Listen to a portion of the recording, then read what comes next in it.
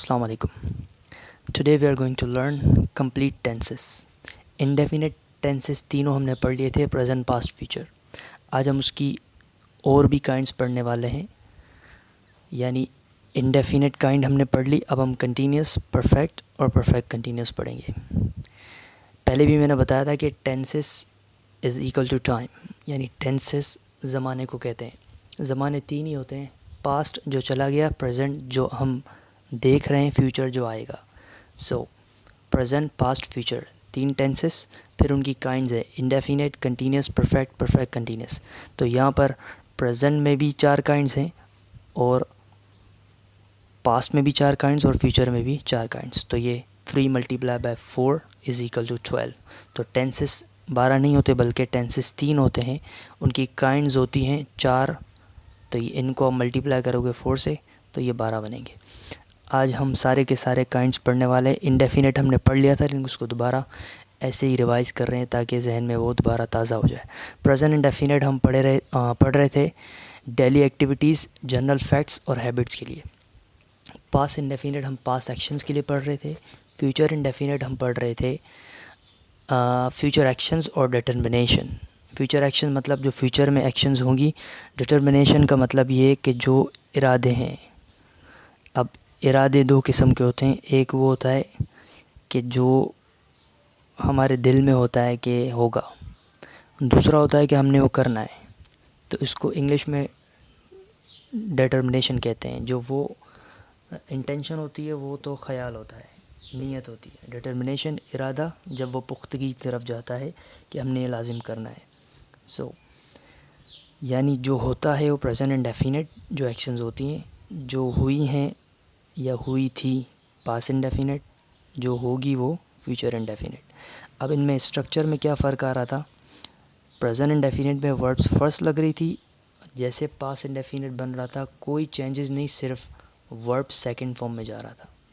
Future indefinite में verb first लेकिन will बता रहा था कि फ्यूचर है. So you wake up very late. You subject है, wake up verb first, very late object. You wake up very late, तुम बहुत लेट उठते हो. अब ये क्या है, डेली एक्टिविटी भी हो सकती है और ये उसकी आदत भी हो सकती है. वो यू वेक अप अर्लियर, तुम जल्दी उठते हो, आदत हो सकती है या एक्टिविटी हो सकती है उसकी. तो उठते हो, जाते हो, बोलते हो, ये सब प्रेजेंट इंडेफिनेट है. अगर मैं कहता हूँ तुम लेट उठे थे तो ये क्या है, पास्ट इंडेफिनेट. अब उठे थे तो सेकंड फॉर्म आएगी उठने की. वेकअप की सेकंड फॉर्म है woke up. You woke up very late, तुम बहुत लेट उठे थे या तुम बहुत लेट उठे हो. इसमें हम था, थी, हा, ही वाली कहानी पे नहीं जाएंगे. इसीलिए हम इतनी मेहनत से ये यूजेज पढ़ते हैं कि हम उर्दू के फ़कीर ना बने बल्कि हम अपने यूजेज को फॉलो करें कि इसका इस्तेमाल क्या है. पास्ट एक्शंस, चाहे उसमें था, थी, आए नहीं आए, अगर वो पास्ट की एक्शंस है. जैसे मैंने इसकी उर्दू क्या निकाली, तुम बहुत लेट उठे हो. था, थी तो नहीं आ रहा लेकिन हमें पता है कि हम बात कर रहे हैं कि जो हो गई है, पास्ट है, एक्शन हो गई है. सो वेकअप की second form woke up. You woke up very late. अगर मैं कहूँगा तुम लेट उठोगे तो फ्यूचर है क्योंकि ये अभी नहीं बल्कि ये होगी. तो जब ये होगी तो उसमें विल आएगा. कौन उठेगा, तुम, यू, उसके साथ विल. उठने को वेकअप बोलेंगे तो इसमें कोई सेकंड वगैरह फॉर्म नहीं आएगी बल्कि फ़र्स्ट फॉर्म आएगी. You will wake up very late. अगर मैं third person singular, he, she, it, ये सब्जेक्ट है मेरे और कोई एक नाम है तो फिर मैं वर्ब को एस, ई एस, आई ई एस के इजाफे में बोलूँगा. इसके ऊपर बहुत दफ़ा बोल चुका हूँ. ही स्पीक नहीं, ही स्पीक्स फ्रेंच. वो फ्रेंच ज़बान बोलता है. जनरल फैक्ट, वो फ्रेंच ज़बान बोलता है. उसने फ्रेंच ज़बान बोली थी, उसने फ्रेंच ज़बान बोली है. उर्दू जो भी हो, पास्ट की एक्शन है तो हम स्पीक को सेकंड फॉर्म में ले आएंगे, स्पोक. He spoke French. अब यहाँ पे एस नहीं लगा देना है, ये सिर्फ प्रेजेंट इंडेफिनेट में ही होता है और किसी में नहीं होता. He speaks French, he spoke French. वो फ्रेंच बोलेगा, ही विल स्पीक फ्रेंच. क्योंकि फ्यूचर है तो विल आएगा और फ्यूचर में फर्स्ट फॉर्म लगती है, he will speak French. Present past future, लेकिन इनडेफिनेट टेंस पढ़ रहे हैं तो इसमें कोई हेल्पिंग वर्ब नहीं आ रहा। आप देख लो किसी स्ट्रक्चर में कोई हेल्पिंग वर्ब नहीं है, ये हेल्पिंग वर्ब नहीं है, ये मॉडल है। So first form, second form, will plus first form, ये है इनडेफिनेट टेंस। जैसे ही हम कंटिन्यूस में जाएंगे तो वहाँ पे हेल्पिंग वर्ब लगेंगे। हेल्पिंग वर्ब देख लो, ये रहे स्ट्रक्चर में देखते हैं, is am are, was were, will be. Will modal था, विल भी आ गया तो ये हेल्पिंग वर्ब बन जाएगा। तो पता ये चला कि इनडेफिनेट टेंस में कोई हेल्पिंग वर्ब नहीं आता, कंटिन्यूस टेंस में हेल्पिंग वर्ब लाजिम आता है।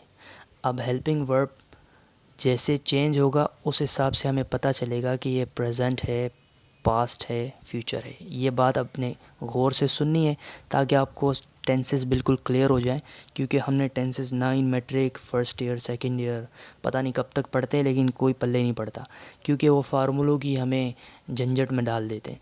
आपने सिर्फ ये समझना है कंटिन्यूस टेंस है तो कंटिन्यूस यानी जारी है, तो वर्ब हमेशा आईएनजी फॉर्म में आएगी। अब ज़ाहिर है present continuous, past continuous, future continuous, कोई भी टेंस है प्रेजेंट, पास्ट, फ्यूचर, लेकिन काइंड इसकी कंटिन्यूस है तो वर्ब कोई भी चेंज नहीं होगी बल्कि आईएनजी रहेगी, verb first ING. Browsing, browsing, browsing, ING form. तो ये कंटिन्यूस की पहचान आईएनजी फॉर्म से हो गई। अब कौन सा है present continuous, past continuous, future continuous, वो हमें बताएंगे हेल्पिंग वर्ब्स। अगर इज एम आर हैं तो ये प्रेजेंट कंटिन्यूस है, अगर ये वॉज वर में लगा हुआ है तो ये पास्ट कंटिन्यूस है, फ्यूचर कंटिन्यूस में विल भी आएगा। इतना सा समझ लेना। अब ये तीनों टेंस क्यों यूज़ होते हैं? When an action is in middle of something, यानी ये बोल रहा है प्रेजेंट कंटिन्यूस तब आप बोलोगे जब एक्शन मिडल में हो, यानी स्टार्ट तो ही है, ख़त्म नहीं हुई है, जारी है, कंटिन्यू। पास्ट कंटिन्यूस क्यों यूज़ करते हैं? When an action was in the middle of something, यानी स्टार्ट हुई एक्शन, चल रही थी लेकिन अब ख़त्म है, तो कोई काम हो रहा था, was in the middle of something. Future continuous क्यों? When an action will be in middle of something, यानी एक्शन स्टार्ट होगी या हो गई है लेकिन वो चलती रहेगी फ्यूचर में भी, तो हम उसके लिए फ्यूचर कंटिन्यूस बोलेंगे। ये इतना कोई मुश्किल यूजेज नहीं है। अब सब्जेक्ट आएगा, जो भी सब्जेक्ट है उस हिसाब से आपने इज़ एम आर लगाना है। Verbs first ING and object. अब मेरा सब्जेक्ट ही है, ही, उसके साथ ही एम तो नहीं आएगा, ही आर भी नहीं आएगा, ही इज़। अब जब सब्जेक्ट हमारा आई होगा उसमें आएगा एम। अगर हमारे सब्जेक्ट ही, शी, इट कोई एक नाम होगा तो उसमें आएगा इज़। अगर हमारे सब्जेक्ट यू, वी, दे और एक से ज़्यादा नाम तो आर। सो यहाँ पे सब्जेक्ट ही है तो मैंने क्या लगाया, is. He is browsing internet, यानी वो इंटरनेट यूज़ कर रहा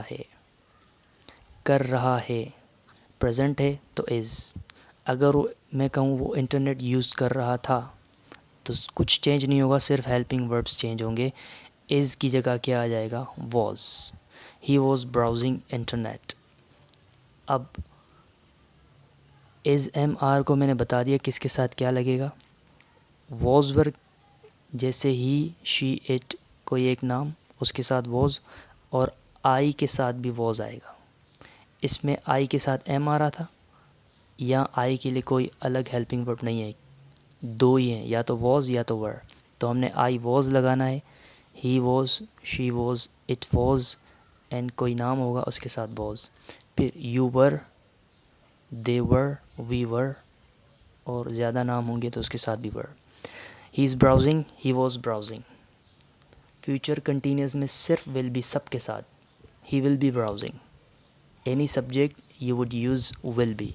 शल भी आ सकता है, लेकिन मैंने विल पढ़ाते वक्त, मॉडल पढ़ाते वक्त आपको बताया था कि शल अब मॉडर्न इंग्लिश में नहीं चलता, तो हम सबके साथ विल भी लगाएंगे। He is browsing, he was browsing, he will be browsing. We are learning, अब वी के साथ इज़ तो नहीं आएगा, आर भी, सॉरी एम भी नहीं आएगा, आर आएगा। वी आर लर्निंग टेंसेस, हम टेंसेस पढ़ रहे हैं। अब आर है तो उसके साथ क्या आएगा, were. We were learning tenses, हम टेंसेस पढ़ रहे थे। We will be learning tenses, हम टेंसेस पढ़ रहे होंगे। अगर हम इसका नेगेटिव बनाएंगे तो इज़ के बाद not. He is not browsing, he was not browsing, यहाँ पर विल बी के बीच में आएगा नॉट। विल बी नॉट नहीं बल्कि will not be. He is browsing, he is not browsing. सवाल बनाएंगे तो is he browsing. He was browsing, he was not browsing, was he browsing. He will be browsing, he will not be browsing, will he be browsing. तो ये है present, past and future continuous. अब ये continuous tense easiest sentence है English में, तो इसमें ज़्यादा किसी को मिस्टेक नहीं होनी चाहिए। गोइंग फॉर परफेक्ट जो कि मुश्किल है क्योंकि इसमें वर्ब थर्ड आती है। मैंने पीछे कहा कि इंडेफिनिट टेंस और कंटिन्यूस टेंस में क्या फ़र्क था। इंडेफिनिट में कोई हेल्पिंग वर्ब नहीं आ रहा था, कंटिन्यूस में हेल्पिंग वर्ब आ रहा था। वर्ब फर्स्ट आईएनजी से पता चल रहा था कंटिन्यूस है, और हेल्पिंग वर्ब से पता चल रहा था प्रेजेंट पास्ट फ्यूचर क्या है। यहाँ आपने वर्ब थर्ड से अंदाज़ा लगाना है कि ये परफेक्ट टेंस है, और इनके हेल्पिंग वर्ब से पता लगाना है कि प्रेजेंट परफेक्ट है, पास्ट परफेक्ट है या फ्यूचर परफेक्ट है। तो परफेक्ट थर्ड फॉर्म से पता चलेगा, प्रेजेंट परफेक्ट इसके हेल्पिंग वर्ब से, पास्ट परफेक्ट और फ्यूचर परफेक्ट। अब यहाँ पे यूजेज से पहले इसी को ही समझ लेते हैं। हेल्पिंग वर्ब इसमें असल है हैव, ठीक है। तो प्रेजेंट में क्या आएगा, हैव। अब हैव की सेकंड फॉर्म सबको पता है क्या है, हैड है। तो पास्ट परफेक्ट में क्या आएगा, हैड। फ्यूचर परफेक्ट में, क्योंकि फ्यूचर में फर्स्ट फॉर्म लगती है तो हैव, लेकिन किसके साथ, विल के साथ। So have, had, will have, ये हैं इसके हेल्पिंग वर्ब्स। और वर्ब असल में मेन वर्ब क्या है, थर्ड फॉर्म, जो कि दोनों नहीं बल्कि तीनों में आएगी, प्रेजेंट, पास्ट, फ्यूचर, क्योंकि ये परफेक्ट टेंस है। परफेक्ट टेंस की अलामत वर्ब थर्ड, और प्रेजेंट परफेक्ट की अलामत हैव हैज़, पास्ट परफेक्ट की अलामत हैड, फ्यूचर परफेक्ट की विल हैव। ये हैव ही असल मेन हेल्पिंग वर्ब है। हैज़ क्यों आएगा, सब्जेक्ट की वजह से आएगा। अभी हमने डिस्कस किया ही, शी, इट, कोई एक नाम, उसके साथ एस और ये चेंजेस आ जाती हैं। सो सब्जेक्ट, हैव और हैज़, उसके बाद वर्ब थर्ड और ऑब्जेक्ट। अब ये प्रेजेंट परफेक्ट क्यों यूज़ होता है, एन एक्शन रिसेंटली हैपेंड, यानी ये एक्शन हो गई लेकिन रिसेंटली, ऐसी एक्शन जो अभी हाल ही में हुई हो। जैसे अब मैं कहता हूँ कि मैंने समझ लिया है या मैं समझ चुका हूँ। अब ये एक्शन हो गई है और ये रिसेंटली हुई है, अभी अभी हुई है। वो यहाँ से चला गया है, वो यहाँ से जा चुका है। तो ये एक्शन हो गई है और रिसेंटली हुई है, ये है प्रेजेंट परफेक्ट। पास्ट परफेक्ट क्या है, एक्शन हैपेंड।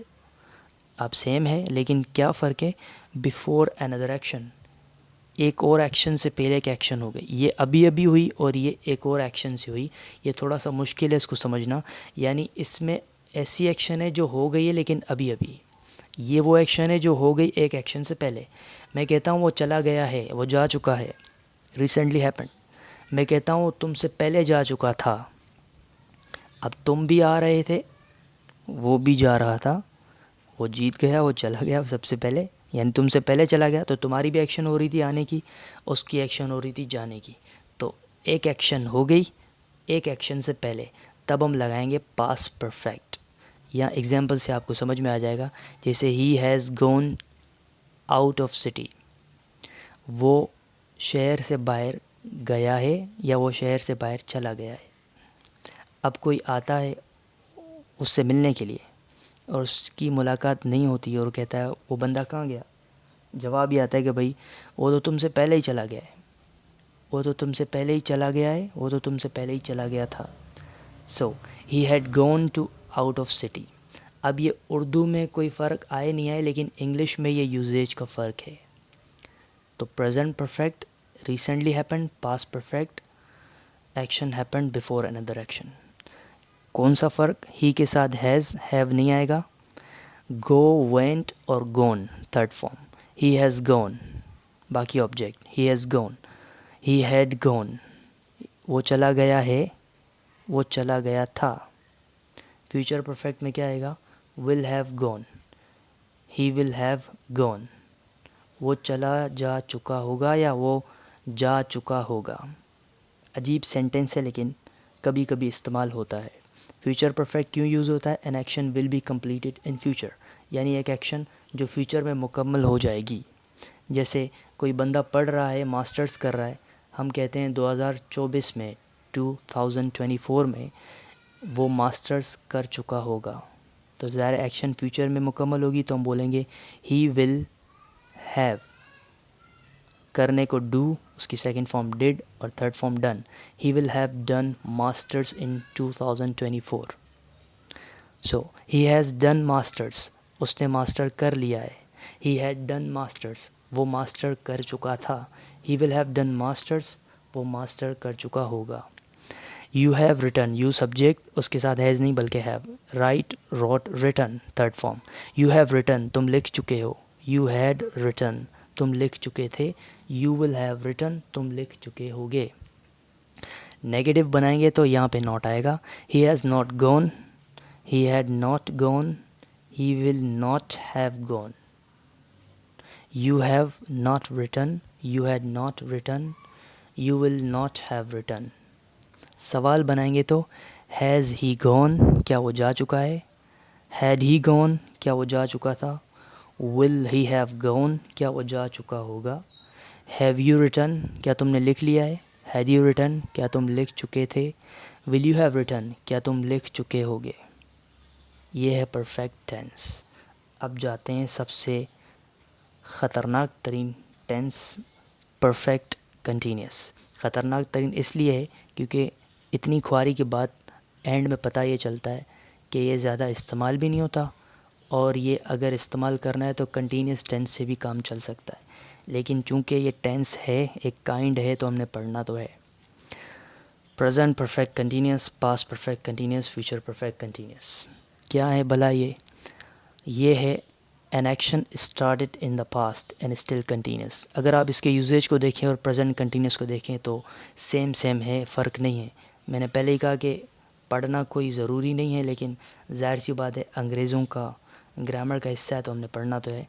सो perfect continuous, present perfect continuous, past perfect continuous क्या है? An action started in past was continue and finished at the time of speaking. इन दोनों में ये फ़र्क है कि एक काम है जो हो रहा था, वो अभी भी हो रहा है, तो हम बोलेंगे प्रेजेंट परफेक्ट कंटिन्यूस।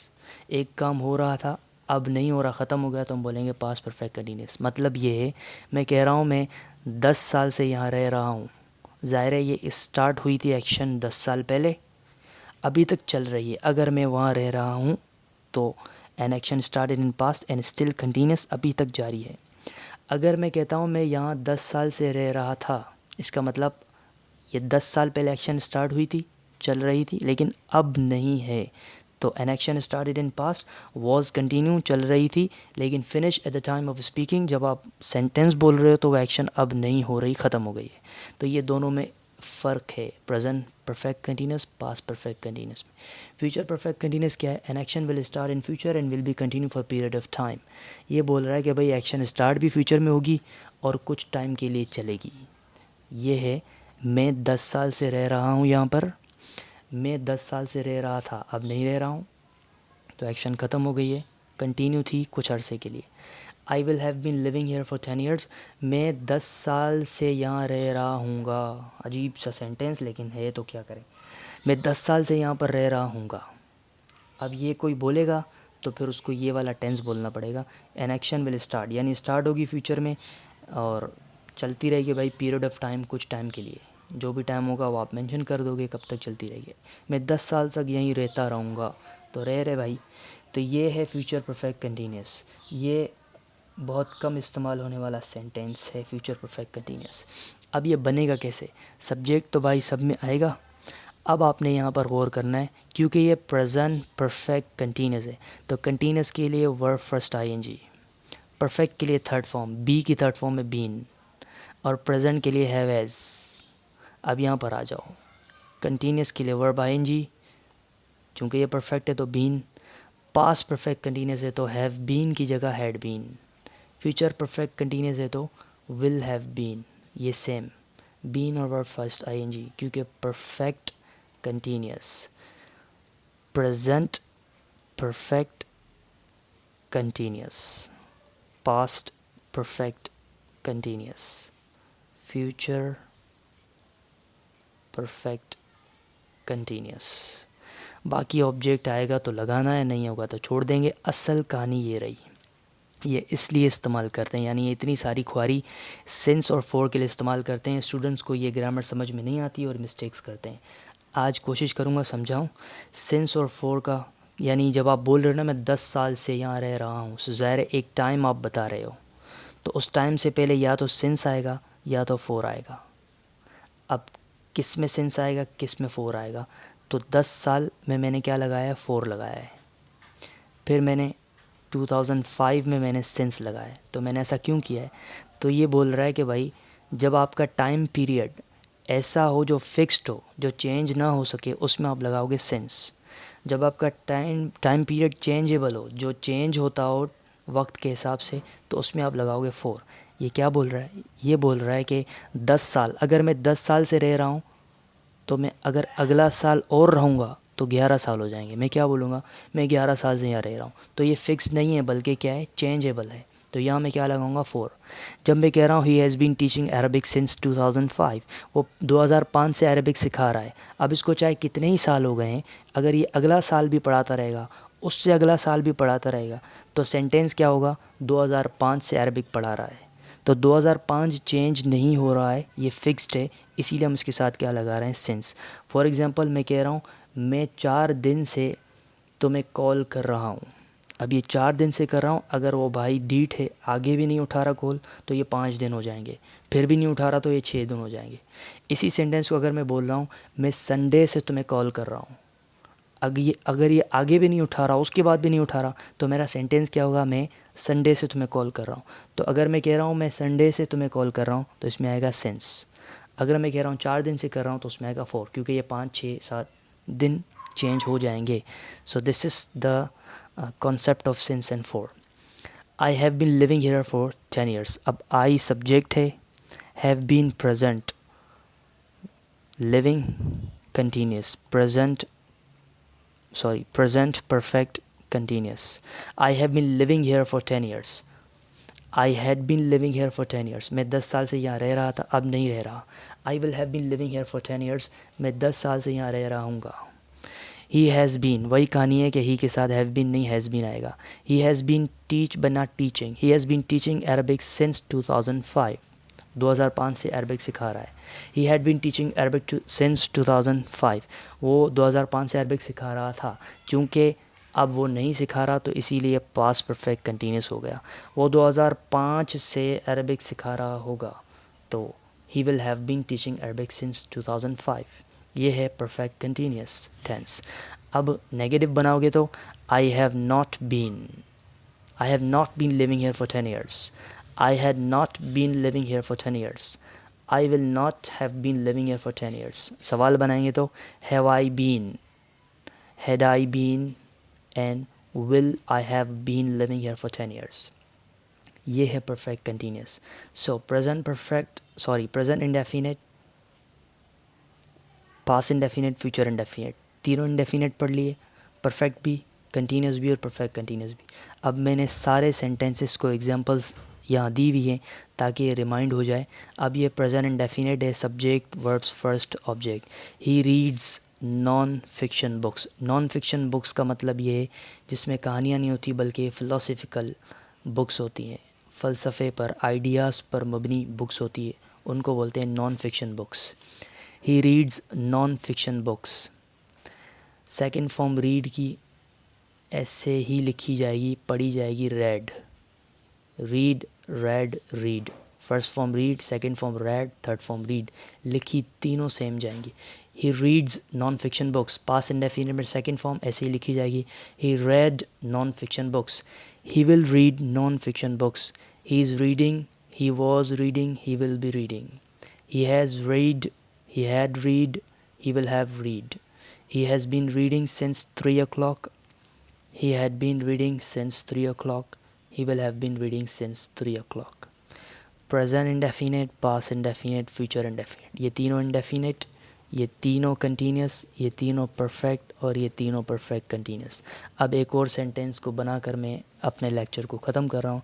जैसे मैं कहता हूँ I teach English, past indefinite क्या होगा? I taught English, I will teach English, I am teaching English, I was teaching English, I will be teaching English, I have taught English, I had taught English, I will have taught English, I have been teaching English since 2010, I had been teaching English since 2010, I will have been teaching English till I think it is benefit for me. तो till के बाद कोई और sentence लगा सकते हैं. So this is what all of tenses. यहाँ पर क्लास ख़त्म करते हैं. अगर किसी को भी टेंसेस के हवाले से कोई भी कन्फ्यूजन हो, ग्रुप में सवाल कर सकता है. सी यू देन.